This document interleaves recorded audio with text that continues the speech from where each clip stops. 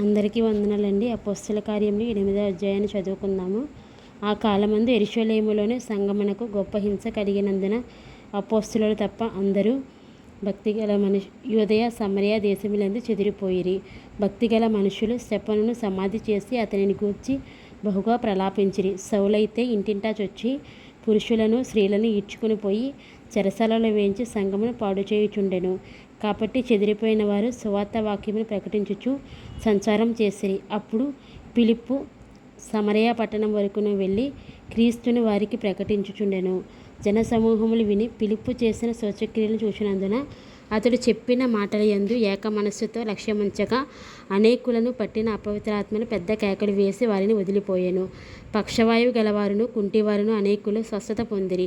అందుకు ఆ పట్టణంలో మిగుల సంతోషం కలిగెను. సీమోనను ఒక మనుషుడు లోగల ఆ పట్టణంలో గారడీ చేయుచు తానెవడో ఒక గొప్పవాడని చెప్పుకొనుచు సమరయ జనులను విభ్రాంతిపరచుచుండెను.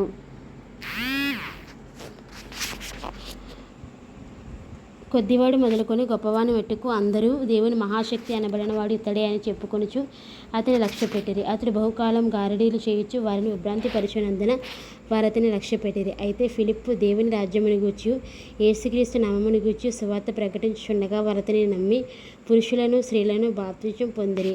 అప్పుడు సీమోను కూడా నమ్మి బాప్తిజం పొంది ఫిలిప్పును ఎడబాయకుండి శౌచక్రియలను గొప్ప అద్భుతమును జరుగుడు చూచి విభ్రాంతి నొందెను. సమరయ వారు దేవుని వాక్యం అంగీకరించరని యెరూషలేములోని అపోస్తలులు విని పేతురును యోహానును వారి యొద్దకు పంపిరి. వీరు వచ్చి వారి పరిశుద్ధాత్మను పొందవలని వారి కొరకు ప్రార్థన చేసిరి.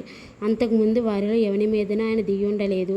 వారు ప్రభువైన యేసు నామమున బాప్తిస్మం మాత్రం పొంది ఉండిరి.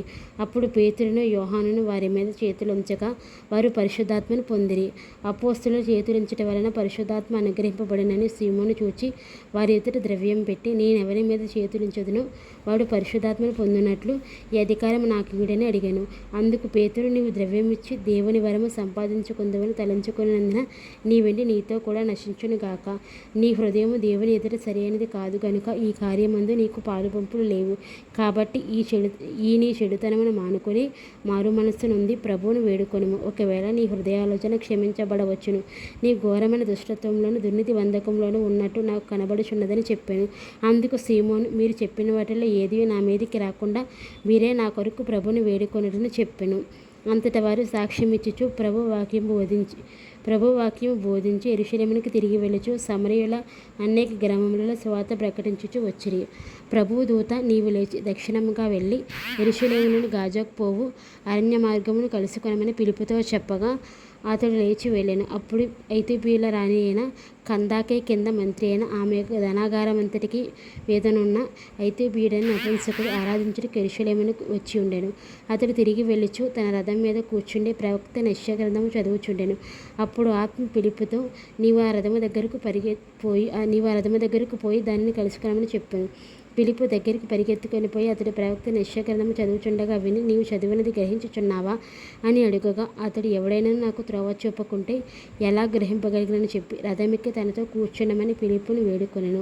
అతడు లేఖనమందు చదువుచున్న భాగమేదనగా, ఆయన గొర్రె వలె వధకు తేబడెను. బొచ్చు కత్తిరించి వాని ఎదుట గొర్రెపిల్ల ఎలాగ మౌనంగా ఉండెనో అలాగే ఆయన నోరు తెరవకుండెను. ఆయన దీనత్వమును బట్టి ఆయనకు న్యాయ విమర్శ దొరకకపోయాను. ఆయన సంతానము ఎవరు వివరింతురు?